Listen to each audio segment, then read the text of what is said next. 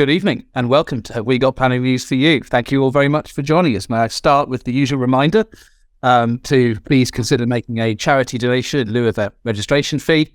The charities we support, as regular viewers will know, include Brian May's Save Me Trust, Environmental Crisis, Nature Crisis, Shelter for the Housing Crisis, and of course any of the Ukrainian charities. But please feel free to make a donation to a local charity of your choice if you prefer. We are delighted to welcome today the President, Madam President, Sue Bridge, the 2023 President of the Royal Town Planning Institute. Sue, welcome. Thank you very much indeed for joining us. Usual questions. Where it's from? What have you chosen for theme, and what, if anything, you drink this evening? Tea in my favourite mug. Milk, no sugar. Thank you. And what have you chosen as our? And my theme is, because I'm calling from where I live near Leicester, I've chosen textiles, and because, of course, Leicester's very famous for the textile industry, and in particular socks, because there used to be a sock factory in the village where I live in. Long gone now, brownfield land developed, of course, for housing, so that has messages as well. Socks. Socks. Well, Sue, we're delighted to have you all. Thank you very much indeed for joining us. As I say to all the guests, please do. If you wish to contribute to any of the discussions on the cases, no obligation, of course, and we're really looking forward to Mary's interview with you in the second half of the show.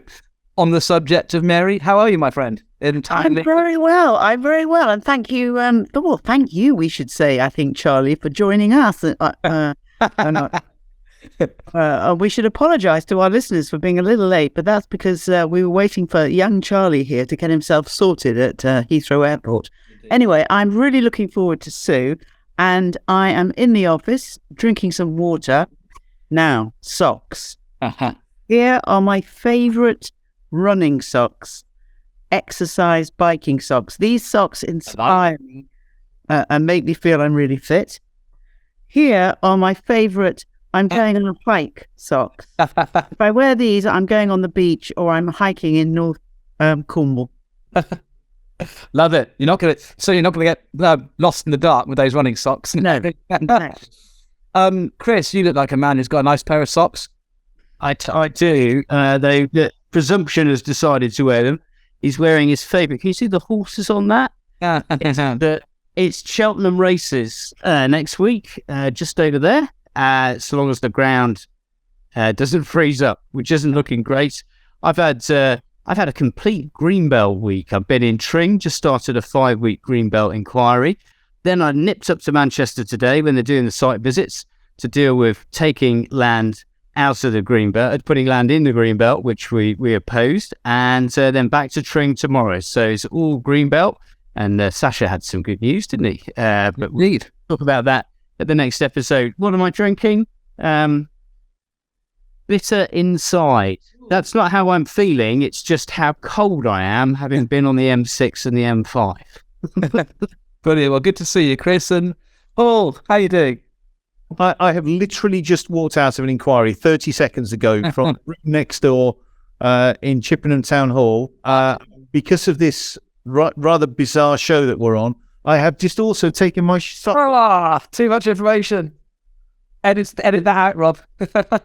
This is a sock from Manor House Hotel in Castle Combe, which is where I spent the week, which is also where Dr. Dolittle was filmed many, many years ago. And you can talk to the animals. And their motto happens to be a lion. So I've got a little sock with a lion on that I bought from them last night, having discovered that their motif was socks. So thank you, Sue. I've still absolutely no idea why I bought two socks. And why I've just had to show my foot in public. So I'm dying to know the answers to this one. Spacingly, the we got generally socks come in pairs, Paul. No, Sasha's pre-recorded his segment because he's skiing in a different time zone. As Mary said, I'm at Heathrow, about to head over to Australia for John Lytton KC, another planning barrister's wedding in near Brisbane, which I'm very much looking forward to. I am drinking a Negroni because it's holiday time after about 3 months of working 7 days a week. I haven't yet had the chance to change into my very bright, almost brighter than yours, I think, Mary, flight socks, but these will be causing my fellow passengers to spare later on. Now, without further ado, Paul, I think you're first up, and you're going to tell us about appeal decision in Maidstone. Yeah, there's nothing like going straight into it, is there? Not taking a breath or anything, Charlie. Despite the memo saying I've only just walked out of inquiry. So, without even... I didn't see that one. Zen. I'm zen now. So, this case... Sorry, I need to put my glass on so I can read it.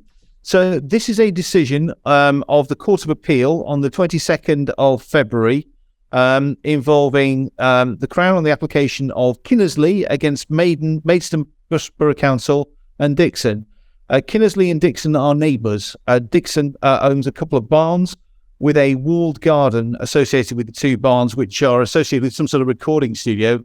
Kinnersley owns the listed building that the walled garden was originally associated with, but isn't anymore. It's associated with the two barns.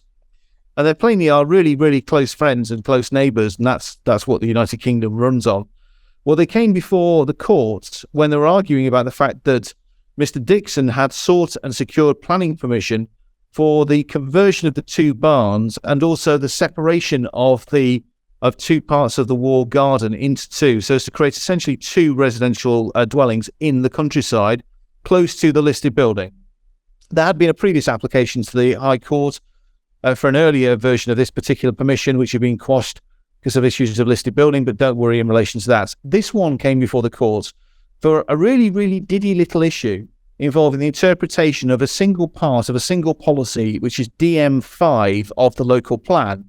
And it raised an issue which Lord Justice Lewis, who gave the principal judgment, I should say, I can shudder down my back when Lord Justice Lewis is mentioned in any case, not because he's a difficult judge, he's far from it, he's an absolutely lovely judge, but he was my director of studies at Cambridge and terrifies the life out of me because it feels like he's telling me off whenever he speaks to me. But this was a case about the meaning of the word site within the policy.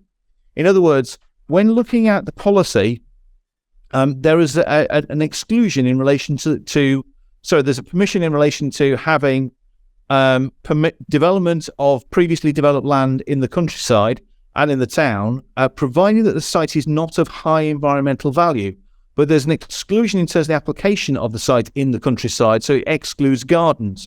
So the question is whether or not Maidstone were right to exclude consideration of the garden when assessing whether or not the site is of high environmental quality, because obviously the site isn't previously developed land in terms of the garden, it's only in terms of the housing. So His Honour Justice Walden Smith, as a Deputy High Court judge, concluded that site in the context of the policy did mean the buildings, but not the garden. The appellant said, no, it should include the whole of the planning applications site. And the local authority said, no, it should just include the buildings. Well, Lord Justice Lewis said, let's just stand back a little bit from this. The sort of thing that he would have said to me 30 years ago when he failed to teach me any decent law, not because of his inadequacies due to mine. And he said, let's be sensible in relation to this. Let's give the word its ordinary and natural meaning. Let's look at the rest of the local plan and see how the word is used in the rest of the local plan. But more importantly, let's look at what the underlying purpose of it is. What exactly is this getting at? Is it getting at some contrived interpretation about excluding garden from the application of the policy for PDL, whilst also then including garden or excluding garden from higher environmental quality? And he said, logically, it's about not giving permission which undermines something for high environmental quality. So look at the planning application site. So for the second time running, it's been remitted back to the local authorities to consider by looking at the totality of it. Why is it of interest? This really diddy point in respect to the interpretation of policy.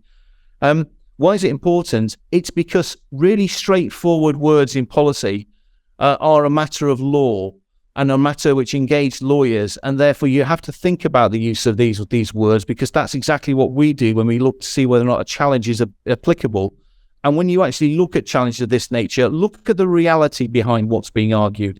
Is it a pernickety little legal point for the fun of it, or does it have something which seems to go at odds with the underlying purpose of the policy itself?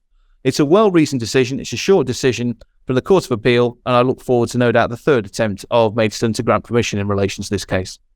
Thank you very much, Charlie. I shall now agree. You can relax now. Now, if you'd said to me this time last week the words Bentley Pauncefoot, I would have thought that was some new luxury SUV. But no, it turns out that it's a parish, and they've been in court. And Sasha, by video link, is going to tell us all about it. Hello, everyone. Good afternoon from Colorado. I'm going to deal with an interesting High Court case about the composition of committee reports. This was in Worcestershire, and this was a case involving Bentley Pauncefoot Parish Council. I probably got the pronunciation wrong, but I'm going to say Bentley Pauncefoot and wait for the number of people on comments to say I've got it wrong. But it's in Worcestershire because it involved a challenge by the Parish Council against the grant by two local planning authorities, Redditch and Bromsgrove. This was a very large planning application that effectively went across two administrative borders, Redditch and Bromsgrove, although principal development was in Bromsgrove, as I understand it. And this was a very large planning application for over 2,500 houses, a free-form entry school, and a local centre, so obviously a very significant size. And it was effectively, the Parish Council were concerned principally about the traffic consequences of the grant of consent. And the fundamental issue that lay before the court was whether the council had properly directed its members when considering to grant planning permission. And it's quite interesting that Mr. Justice Dove considers the three grounds, and in it, the first two related specifically to traffic, the third ground related to whether there should be a contribution to allow school children to get to school. What the court said, and there was a pretty thorough examination of the material. I mean, I think there are 2 points really important. The first point is that the court said they appreciated hugely the core bundle as it had been slimmed down to 250 pages, which is welcome news for all of us, rather than, which is often the case, thousands of pages. But effectively, what the court decided was that the committee had been properly briefed, properly told about the consequences, with a collective knowledge of the EIA, the transport assessment, and the consultation responses of the Highway Authority, Worcestershire County Council, that the members had properly been told the correct information to make a judgment. So Mr. Justice Dove did not find in favour of the first two grounds. And in relation to the third ground, which related to the contribution for education, for effectively traffic and education to allow the children to get to school, etc., the clear view was taken that again the members had been properly advised. So unfortunately, the Parish Council were not successful on all three grounds, and the application for judicial review was dismissed. So back to you, Charlie. Thanks, Sasha. I think you did pronounce it right. Now from southwest of Birmingham to southeast of Birmingham and Solihull, I'm going to be covering a decision by Inspector Christina Downs for dismissing an appeal by the MAC Group against Solihull Metropolitan Borough Council's refusal of permission for a proposed redevelopment in Shirley for a mixed-use development comprising 111 flats, as well as an 84-bed care home and various ancillary commercial uses within what, by the time of the appeal, was a reduced to 6-storey development on a site currently occupied by a predominantly 2-storey building on the Stratford Road in the Shirley town centre. Inspector Downs noted that the principal drivers for the proposed hydrogen development were firstly that there was a development rising to 13 storeys at Solihull Village to the north of the town centre, and secondly that it was believed the site justified a standout landmark building. And she rejected both of these arguments. She considered the Solihull Village development was distinguishable for a variety of reasons, and the site wasn't appropriate for landmark building. It's quite an interesting discussion in the decision about the characteristics of a landmark building and when a site might be appropriate for one. She said, amongst other things, that the landmark is designed to stand out and be different from its surroundings. At the southern end of the town centre, the church, the St James the Great Church, performed that function, not because of height, but because of the historic value and the age of the church. And she went on to say there was nothing in local policy or guidance to suggest the junction upon which the appeal sites lay performed or required further landmark development. And she noted in particular that the former HSBC bank building, which occupied the actual corner of the block, the site itself seemed, from the description, was set back a bit. The HSBC building on the actual corner had to be retained, and that further exacerbated the unsatisfactory nature of the proposed landmark function of the appeal scheme set back from the HSBC building. she considered overall, for those reasons and various others, the appeal scheme failed properly to respond to its context, would be 2I, because the claimed rationale for the height wasn't justified, and it would fail to integrate successfully with its town centre location. Although she dismissed or rejected allegations about impact of heritage harm on designated heritage assets, allegations of daylight and sunlight, and other amenity concerns in relation to neighbouring properties, notwithstanding those, and notwithstanding the significant weight she gave both to market and affordable housing and housing to the elderly, Inspector Downs' view was that the harm associated with the height and design of the building and its lack of a proper contextual response would significantly and demonstrably outweigh the benefits in the context of the tilted balance. As I said, it's an interesting decision in terms of discussion of landmark functions of tall buildings. And it demonstrates also that even in a highly constrained district, which Solihull is, with lots of heritage in the town centre and greenbelt washed over outside settlement boundaries, even a highly constrained district with substantial unmet needs, which the development helped to address, excessive building heights which fail properly to respond to context risk being a showstopper. The Tower Hamlets decisions that Sasha was involved in last year are further illustrations of that. There was showstopper unless there's a convincing design rationale and justification for the height. And there's nothing in the inspector's decision, to my mind, which overtly indicates that the Building Beautiful agenda, National Design Guide, etc., made a decisive difference. I read the decision as being one which would have been the same a few years ago, notwithstanding the agenda. What this does show, it's a further decision in a sequence of decisions where the design concerns and lack of a proper contextual response have featured heavily.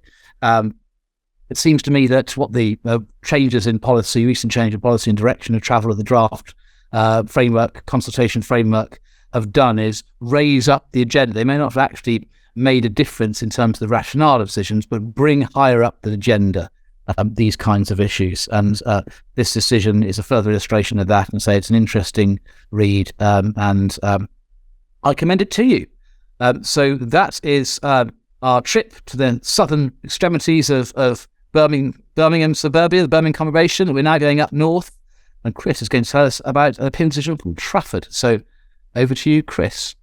Confirm it as well that Sasha got the pronunciation perfectly right. Just to say, that site, when I did the Redditch and Bromsgrove local plan, I advised the developer to put their application in to show the deliverability of that site in 2016, and it's getting permission because of highway modelling problems. Peter Goatley's been advising on it, and all kinds of issues. So an allocation doesn't mean houses the next day. That's 8 years after it got allocated, because it's a massive strategic site. So yeah, I'm talking about a site in Trafford, which I drove through this afternoon. Started out my career acting with Jane Lefebvre up in there, fighting off all the people from King's Chambers who turned up with their garden development. Remember that, Paul? Roger Lancaster and everybody like that. Anyway, this is an appeal decision from Timperley, and it's called World of Pets, but it's got nothing to do with pets. It's about housing.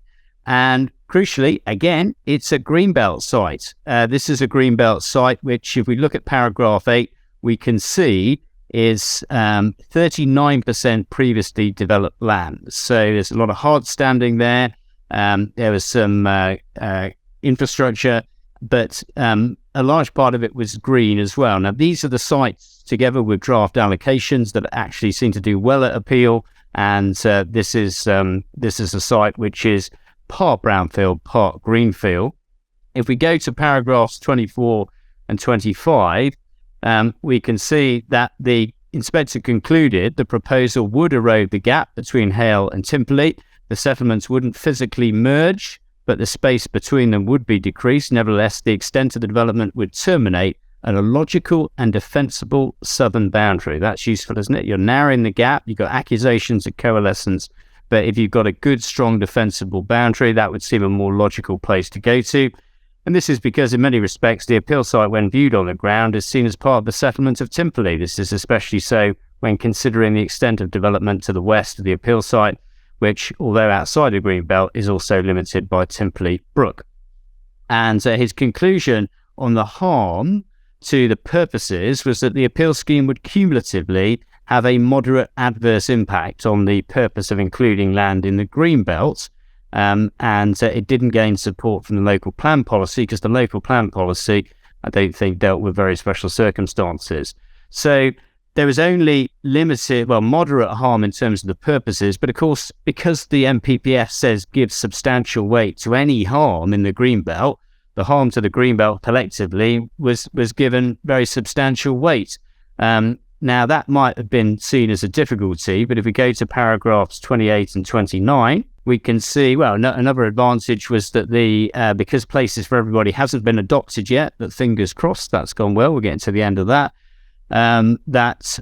The existing plan in Trafford is out of date housing numbers. We know this is always the case. So the inspector took the view that L1 at 29, policy L1, the strategy is out of date and should be afforded limited weight. But is that enough to win the appeal? Well, the inspector, if we go to paragraph 45, we can see that the appeal site is allocated in the emerging Places for Everyone.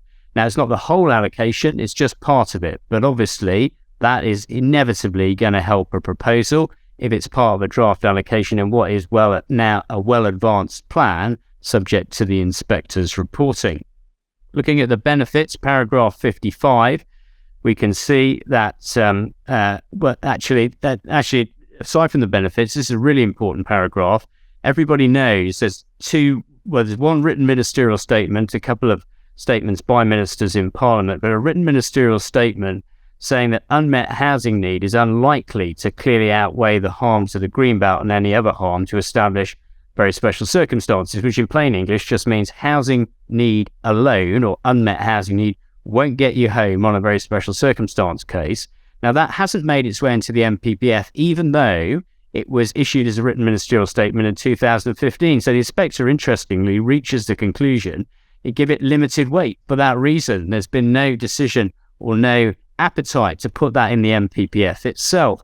So maybe you can just get home on housing. The reality is, though, of course, every site is different. Sites are well contained. This is part PDL, and collectively they're capable of being benefits which amount to very special circumstances to outweigh the harm. Just looking briefly at some of the benefits, though, if we may, paragraph 57, 45% affordable homes. That's what a lot of greenbelt sites deliver, because, of course, there's inflated house prices and land values in the greenbelt. So that's what you get. Even in Manchester, you're getting 45% affordable homes. And that's a policy compliant level, because actually, Timperley, as Paul can attest, plenty of barristers live in there. It's a high value area, and that's why it was able to deliver such a high percentage. If we go to paragraph 62, there's the economic benefits. For those that don't know, the Home Builders Federation has a calculator to estimate the benefits in terms of jobs. And just from this relatively modest or medium-sized proposal, £3 million of economic benefits in terms of local spend. Well, they do like Waitrose down in Timperley, don't they, Paul? And then in terms of Browns, isn't it? It's Browns, Waitrose of the North. And then biodiversity, this is quite interesting. It was just 10%. You don't need to achieve 10% unless it's in the development plan. The legislation hasn't come in place yet. But even that 10% gain was seen to be of value, because, as the inspector puts it, the biodiversity, there's a pressing need to improve biodiversity. And I thought that's really interesting. So, there's a pressing need for houses. There's a pressing need to deal with biodiversity. So that gets some weight in the balance as well. Finally, then, paragraphs 85 and 86, what's the overall view? Well, the appeal scheme would assist in addressing the acute and persistent housing supply shortfall and would deliver affordable housing. In fairness to Trafford, they have been seen to be making a real effort to try and overcome the problem, but there are limited opportunities in brownfield sites left in Trafford after all that development that Paul and his colleagues were doing in the early 2000s.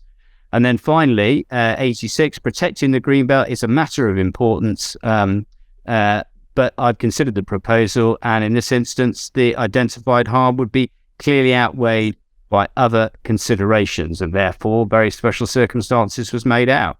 An interesting case. It reaffirms that you are probably on safe territory if you've got either previously developed land in the site, or you've got a draft allocation. And in this case, it was both. Well done to the developers team. That included David Manley, and we can see that Town Legal were involved as well. So well done to the team, and that's another Greenbelt result. Thanks, Chris. Next time you have an inquiry in the north, mention in your opening that you want to pop down to Brown's, the well-known northern department store, and see how you get on. Please, mate. Oh. Over to you to introduce our esteemed guests and commence our interview. Thank you very much, Sue. What a pleasure it is to have you on the show. And I mean, what a great week to have a powerful woman too on Have We Got Planning News for You. So I'm really delighted. So let me just sort of introduce you so that our audience can appreciate just really what you've achieved. So you have a Bachelor of Science honours degree in Urban Land Economics, which you gained from Sheffield. Then you went on and did a postgrad diploma in town planning from Sunderland. You are now a fellow of the Royal Town Planning Institute and obviously now president, but you also are a director of your own consultancy, Subridge Consulting Limited. I'm going to start at the beginning of your career. You began, as I understand it, at Tyne and Wear County Council in Minerals and Waste. Then you took some maternity leave, but then you came back and you resumed working at Newcastle City Council, where you became a senior planning officer. Then you decided to switch to the private sector, and that culminated in you working for some 12 years for Bellway Homes, rising to become a divisional director of planning and development. Now, some people at that point might have thought that, they'd achieved enough, but not for you. You then left and went on to become head of planning at Northampton Borough Council, a post you held for some 6 years. And again, some people might have thought that would have been a lifetime achievement, but then you decided to set up your own consultancy, and you combined that with a lot of work, it seems to me, in different roles for the RTPI. You were elected to the General Assembly in 2015. You became a trustee of the RTPI, subsequently becoming chair of the board, a post you've held since July 2019. And in 21, you became the vice president, whilst continuing to be the chair. And I mean, I'm bound to say that as chair, you have achieved a great deal. You've overseen a major review of governance, not sexy, but really important, actually. And you've driven significant investment into the London office, as well as growing the membership, which now stands at 27,000 odd. So, I mean, your skills, to name but a few, include project management, writing policy, local government, stakeholder engagement, the public sector, sustainable development, change management, urban and development planning, land use planning, and spatial planning. I mean, a lady of many talents. So welcome. Well, it's very important and inspiring for young people listening to this show to realise that you can have a successful career. And I think what's really interesting about your career is the combination of public and private sector roles.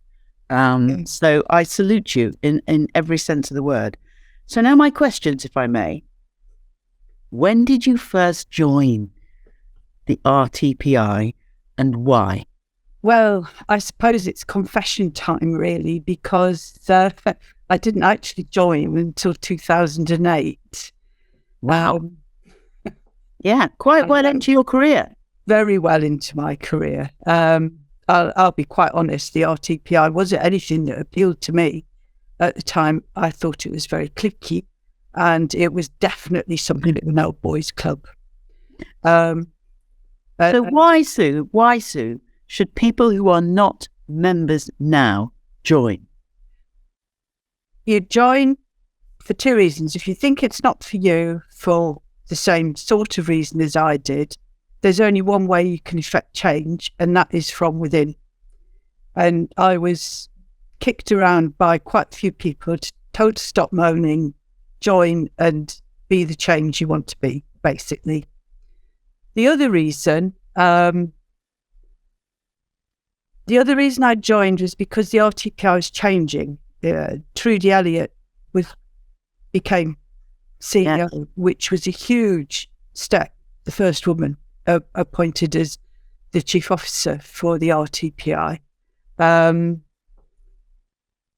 And why would anybody want to join?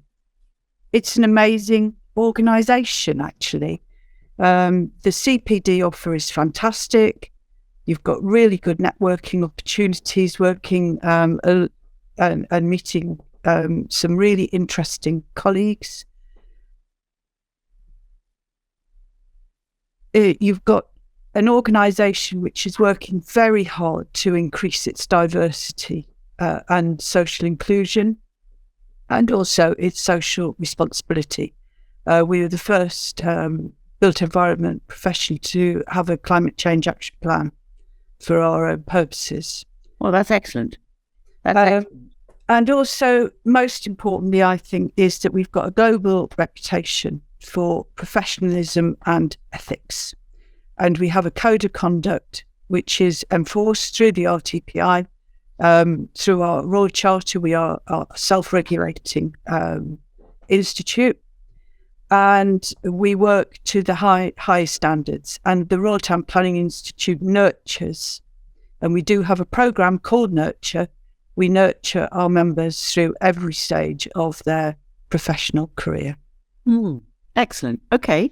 Next question. Would you recommend your career as a town planner to your 21-year-old self today? Oh, absolutely. I've had an absolute ball. I've enjoyed every minute of it, which is one of the reasons I don't retire, because I love it so much. What else do I do, you know? Yeah. I've had the honour and privilege to work with some amazing and exceptional planners and other built environment professionals, including people on the legal side. I've brought forward some fantastic schemes, and I've also refused some pretty dreadful ones, to be quite honest. At the end of the day, I think planners actually really do good in society, and you get the feeling of immense satisfaction and fulfilment when it comes to seeing the schemes that you've brought forward, that you've master planned with your team of consultants and experts. You've taken it through planning, it's been built, and you can actually see your master plan in 3D.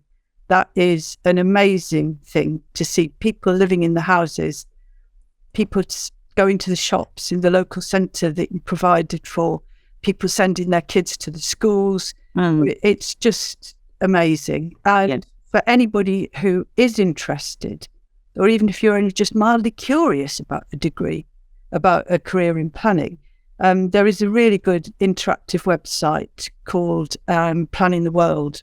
If you put that in your browser, you can get onto that and have a look at the opportunities that are open to planners and people want. Thank you. A career. Thank you, Sue. Okay, next I want to just talk to you about your role as president this year and ask you, what is your main focus as president? I'm seeing a profession that I love, and you can probably tell how much I enjoy the work that I do. And the profession is struggling under the weight of being asked to do so much more for so much less. My theme is that we need more resources and we need more planners. And it's not just a UK problem. This is a global issue, that there are simply not enough planners to deal with the challenges that we face today. At the same time as that, we also need to work hard to improve our image with the public and with decision makers. I'm I'm upset that planning is seen as a blocker rather than an enabler. And that is something that we really do have to work on. And the RTPI is working very hard on changing that perception of the planning system. And as I go around the nations and regions this year, I will be looking to publicise some of the great work that is being done around the nations and regions, and putting that forward as best practice.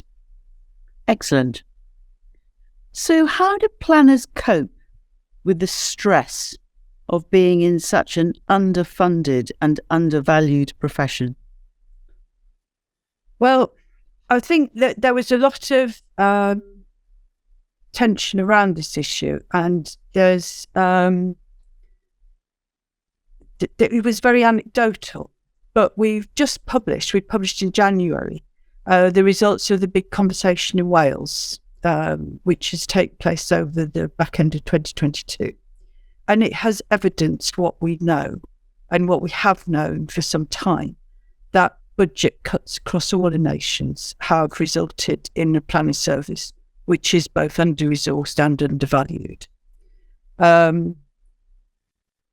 I can't comment how individuals cope with that stress, obviously, but the RTPI is well aware of the problem, and the Planner magazine also has done a survey which we expect to be published in a couple of weeks, which we are anticipating will bear out the results of the Wales study for the rest of the UK. But the RTPI is working to help its members, and I launched a free health and wellbeing legal and helplines in January, and that is in addition to the health and wellbeing resources that are available on the website. And not only are we working to support the planners that we've already got, but we're also working to increase the supply of planners through the apprenticeship programme, which is becoming absolutely the way, in my view, to enter the profession, through our bursaries and also campaigning to have planning put on the shortage occupation list so that it's easier to get visas. And awareness is becoming, DLUC are aware of the issue as well, and we're talking to them about it, which brings me on to planning application fees and the need for ring fencing, to make sure that those resources go straight back into planning services. In fact, I would say all planning application fees, not just the increase, should go to improving the resources in planning. Yeah. So in a way, that's a sort of cry from the heart. There's a consultation going on in relation to the increase of fees, and so really we need everybody to respond on the point that there's ring fencing. Yeah, absolutely. Okay, got that. My next topic, and we can come back perhaps if we have some time to come back to some of the comments that are coming in, but I wanted, you've spoken, I listened to your very inspiring inaugural speech, and I know you've spoken about bullying and intimidation that the professional planners have to put up with from councillors and indeed members of the public. What is, do you think, the best way to tone down the rhetoric and get us all working more collaboratively? I think let's deal with the issue of elected members first. I've worked with some amazing, dedicated councillors, local members and community leaders, and I believe that politicians at all levels actually do go in to do good, it goes in to do bad. But we need to look at where it goes wrong and why respect drains away on both sides of the equation. I think part of the problem is the lack of understanding between the different roles of the paid service, your officers, and the democratically elected councillors. And I'm a very strong advocate of compulsory training for any councillor who sits on a regulatory body particularly planning committees. You should have the right training in order to let you do the best job that you can. Members need to understand the consequences of their decisions and how to make them properly. Even if they're going against the advice of their officers, it needs to be done properly. Emotions can run high. They can be triggered by even the smallest development proposals. When I was doing DM, some of the biggest and most controversial things that I dealt with were minute household extensions, can be really controversial. And I think it's important that emotions are taken out of the equation. It's training. Actually, it boils down to proper, good, first-class training. And also, it's important that actually councillors own the decisions that they're making. And that comes down to real engagement, I think, in the local plan process, so that they own their local plans. And that, again, takes training, time, resources. But officers have got to be enabled to work with their councillors to take them on that journey. I think for members of the public, on the other hand, planning can be a very scary and intimidating process. Nobody likes change, do they, in their neighbourhoods? And this comes down to what I was saying earlier about public perception and public perception of development. And people don't understand that public perception has that development has positive benefits. We've just got to look at that appeal decision just now about how much benefit to the economy building houses brings. And that needs to be up front and centre in engagement with communities. But it doesn't excuse bad behaviour. And we mustn't excuse bad behaviour. And it is incumbent on councillors, councils to make sure that their staff are safe.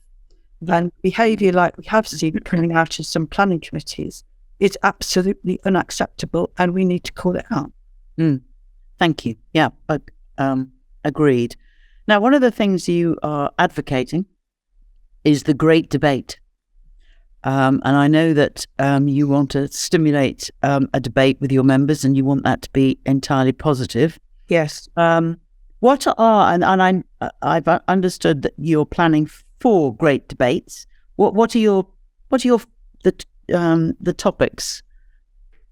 First two, I think you've settled on the first two topics. What are they? I have settled on the first two topics.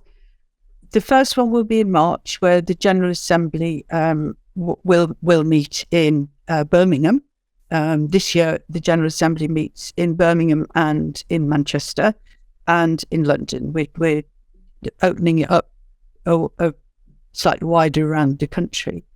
And the debates, I want the debates to look at smarter ways of doing it, to be positive. I don't want it to be the great whinge. I think it's important that we don't whinge about the problems that we need to be looking at positive solutions. So the first one, we'll be looking at strategic planning and how we can do better. And I'll touch slightly on that. But there's so much potentially going on with strategic planning, with the voluntary strategic plans that are outlined in the LOB. And in Wales and Scotland, they are doing strategic planning. They are both doing it differently, and they're doing it very differently to how we're looking at it in England. So I think that there is a big debate to have about how we can do strategic planning. The second topic, which will be in Manchester in June, will be on digital planning and the potential for use of AI in planning, see if we can better harness that. My concern is that, although it's high on the government agenda, I think it's something that we as a profession should be getting on the front foot about, because if we don't shape the debate will shape us. And I think that would be quite damaging, actually. So I think that is quite an interesting topic and we'll see how that one pans out. I think, the digitalisation of planning is coming. It is coming. And it's not going to be perfect, but it's very interesting to see how things will pan out, as it were.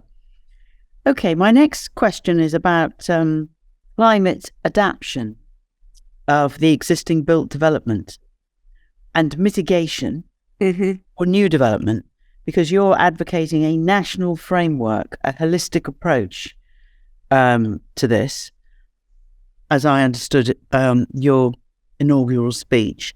So,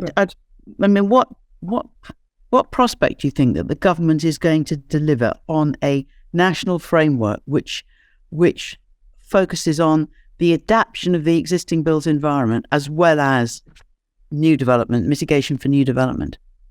Well, the government has to produce its strategy by the end of the month, doesn't it?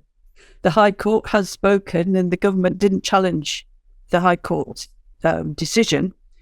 So they've got until the 31st of March to produce their strategy.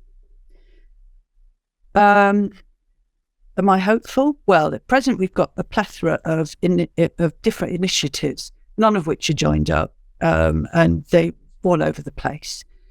But I have read the report of Chris Skidmore MP, who is the net zero czar, and his report Mission Zero, which I commend to anybody to read, actually, because it's not only is it an easy read, but it's very, very interesting.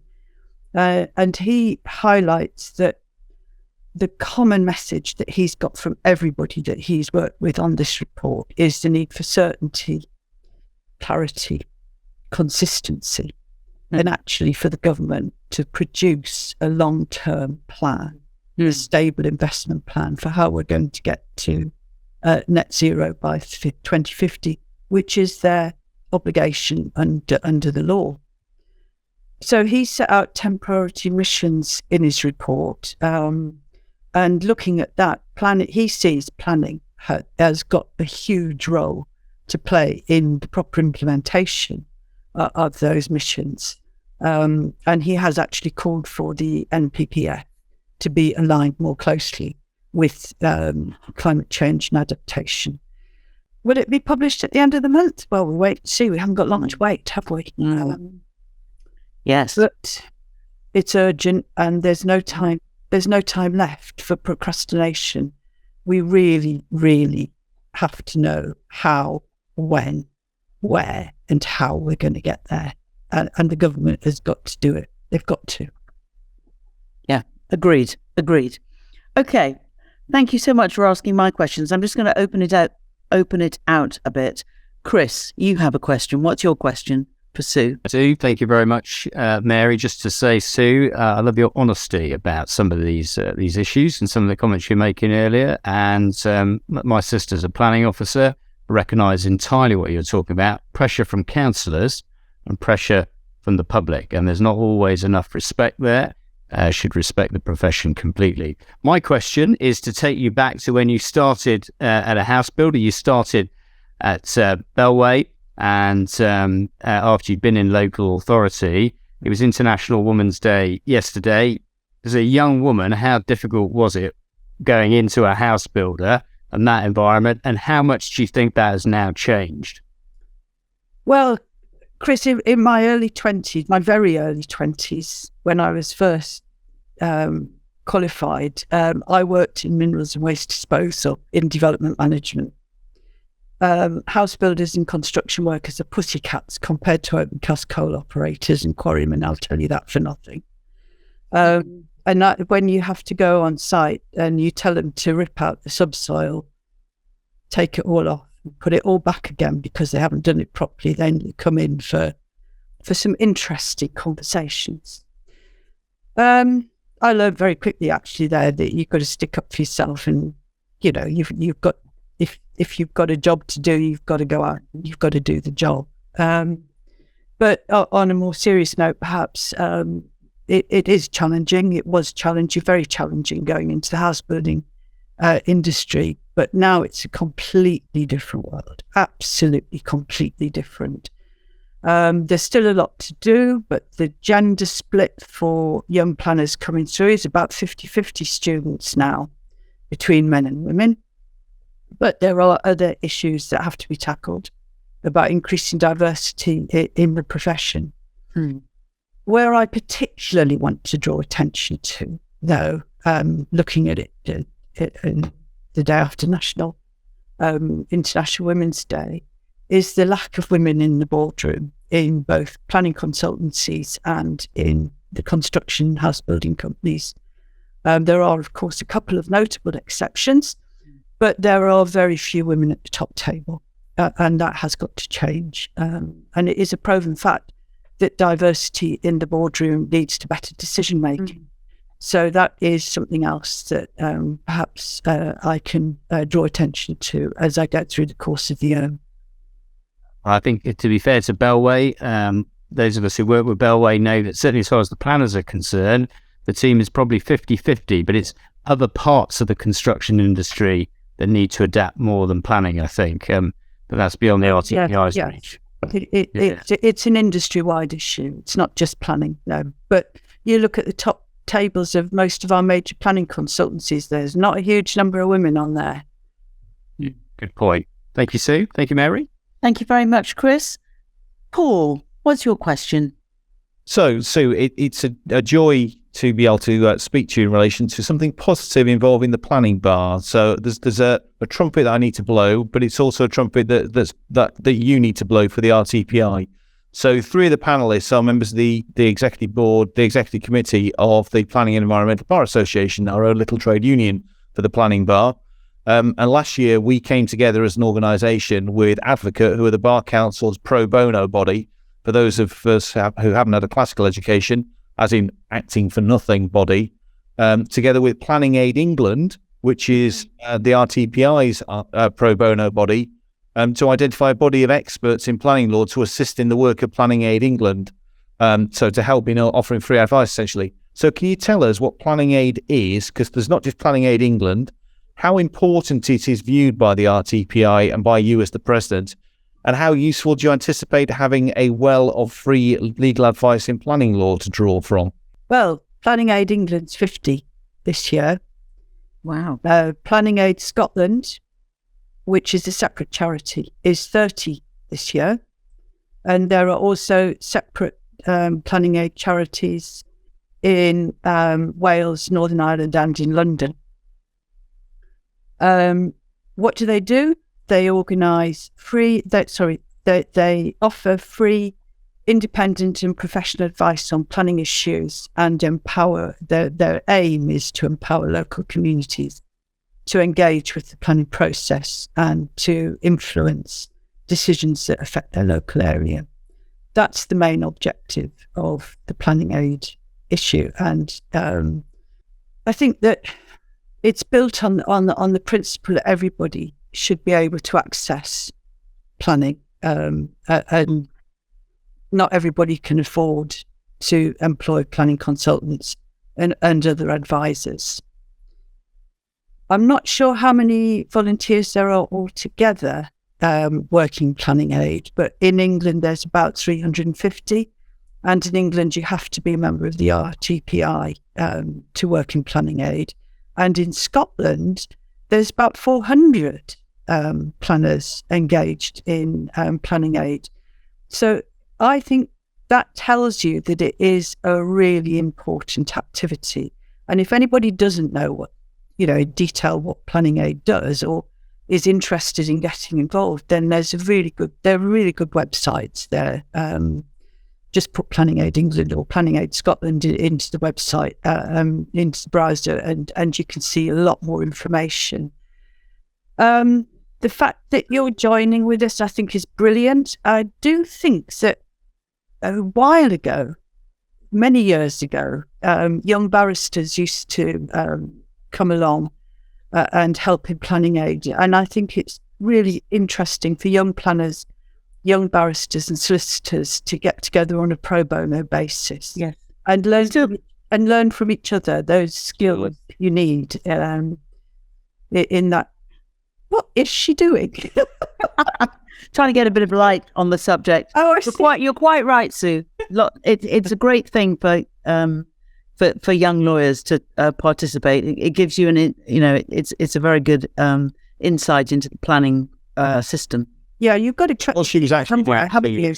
What Mary was actually doing is that she's aware that the Eurovision song has been chosen for our entry in Liverpool for later on in the year. So I think Mary's just dancing along to that in the background.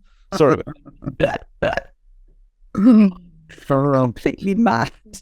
Oh yeah, we are all bonkers.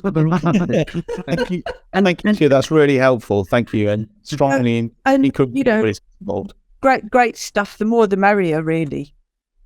Excellent. And finally, talking of bonkers, Charlie, what's your question? Well, I was going to ask about RTPI's work in the sphere of nutrients, but given the devastating bombardment of Ukraine today, where I have family, I'm going to change my questions to, because once this terrible war in Ukraine is over, as I hope it will, and believe it will be this year, there's a massive rebuilding program ahead that will probably last the rest of all of our lives. And fundamental to that is going to be master planning and planning. And so I'm interested to know what role either is the RTPI playing or could the RTPI play in relation to that, either in terms of training up Ukrainians so that they can contribute themselves to planning and master planning in Ukraine and rebuilding the country, or indeed direct work. I'm interested to know what you think RTPI could do, or is doing. I think we've actually got there before you, Charlie, because right from the very beginning, we knew that there was going to be an issue of rebuilding and recovery. Victoria Hills, our CEO, has already reached out to various organisations in the Ukraine and offering help. And I do believe that there are a couple of planners who came over here, and we're helping them already. But yes, it's going to be a big job. I'm chairing the Global Planners Network this year, and I'm sure that will be on the agenda at some point. Thank you. But it is, and it's not. I know Ukraine is particular because of the war, but there's also the real issues of the earthquakes in Syria and Turkey. Indeed. And those poor people, we've got to think about them and help them as well. Absolutely. Well, good on you for that. Interesting suggestion by Kay. RTPI opening a branch in Ukraine post-war. Interesting idea. But thank you for all the work that RTPI is doing in that respect. Thank you very much, Charlie, for your question. And Sue, thank you so much. Thank you very much for inviting me. And we wish you well in your year ahead, and we will look forward to hearing your debates and the outcome, frankly, of those debates. So thank you very much. Charlie, back to you. Thank you, Mary. A huge thank you, Sue, for me too, and thank you, Mary, for a fascinating interview. Thank you, dear viewers. We will see you again in 2 weeks' time. And until then, good night, and I'm going to go get my didgeridoo out now. Thank you, Sue.